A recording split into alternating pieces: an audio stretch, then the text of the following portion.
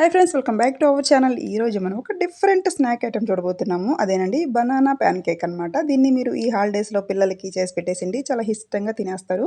ఇది ఎంతో హెల్దీ అని చెప్పుకోవచ్చు. అరటిపళ్ళు తినని పిల్లలకి మనం ఇలాగని చేసి పెట్టేసామంటే వాళ్ళకి మంచి పోషకాలు అందుతాయి.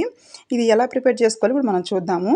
ఫస్ట్ టైం కనుక నా ఛానల్ చూస్తుంటే సబ్స్క్రైబ్ చేసుకొని లైక్ చేయండి, షేర్ చేయండి. ముందుగా మనం పండిపోయిన అరటిపళ్ళు తీసుకోవాలన్నమాట.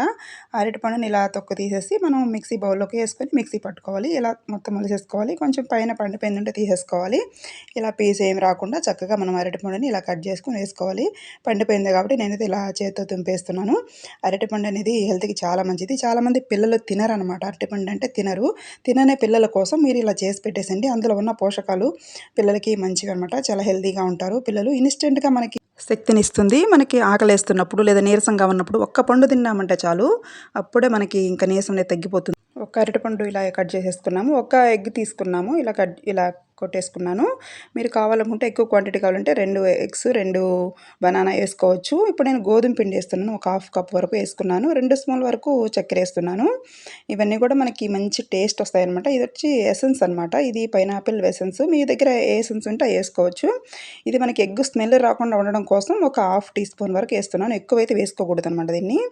ఇది చాలా మంచి ఫ్లేవర్ ఇస్తుంది అనమాట. మనకి ఎగ్ స్మెల్ అనేది ఎక్కడ రాకుండా చేస్తుంది. మొత్తం మనం మిక్సీ పట్టేసుకోవాలి మెత్తగా. చాలా బాగా మనం మిక్సీ పట్టుకోవాల్సి ఉంటుంది. దీన్ని ఇలాగా గ్రైండ్ చేసేసుకొని ఒక బౌల్లోకి తీసేసుకొని మనం మళ్ళీ ఒక గరిటెతో కలుపుకోవాలి. ఎక్కడ ఉండలేకుండా చూసుకోవాలి. పిండి అనేది చాలా సాఫ్ట్గా ఉండాలి, చాలా స్మూత్గా ఉండాలి. అప్పుడు మన బనానా ప్యాన్ కేక్ అనేది చాలా బాగా వస్తుంది. ఎంతో టేస్టీగా ఉంటుందండి. పిల్లలకి మీరు ఈ హాలిడేస్లో తప్పకుండా చేసి పెట్టేసేయండి. పాలు తీసుకున్నాను. కాచి చల్లొచ్చిన పాలు ఇవి. పచ్చి పాలైనా పర్లేదు. ఇవి మనం కలుపుకోవాలి. ఇలా వేసేసుకొని మనకి పిండి ఇలా జారుగా ఉండాలన్నమాట. మనకి మన దోశ పిండి ప్యాటర్న్లో ఉండాలి. ఈ విధంగా మీరు కూడా రెడీ చేసేసుకోండి. నేనైతే కొంచెమే చేస్తున్నాను, తక్కువ క్వాంటిటీలో. మీరు కావాలనుకుంటే ఎక్కువ క్వాంటిటీలో చేసుకోవచ్చు.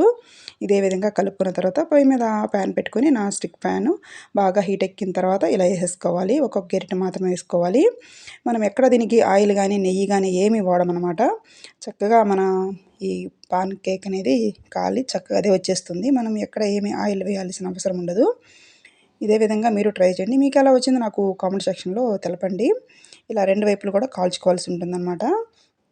చాలా టేస్టీగా ఉంటుందండి. ఇది మార్నింగ్ బ్రేక్‌ఫాస్ట్‌గా కూడా తినొచ్చు. ఎప్పుడు ఇడ్లీలు, దోసలు తిని బోర్‌గా ఉంటే గనక కొత్తగా ఈసారి హాలిడేస్‌లో ఇలా ట్రై చేయండి. ఎంతో టేస్ట్ అయితే ఉంటుంది. పిల్లలకు ఖచ్చితంగా నచ్చుతుందన్నమాట ఇది. ఇలాగే మీరు కూడా చేసుకొని తినేసేయండి. పిల్లలు, పెద్దలు ఎవరైనా తినొచ్చు. బనానా అనేది ఎవరైనా తినొచ్చు అనమాట. మంచి హెల్తీ ఫుడ్ అది. బనానా తిన్న వాళ్ళకి ఇది మంచి అవకాశం అనమాట. ఇలా చేసి పెట్టేస్తే హ్యాపీగా తినేస్తారు.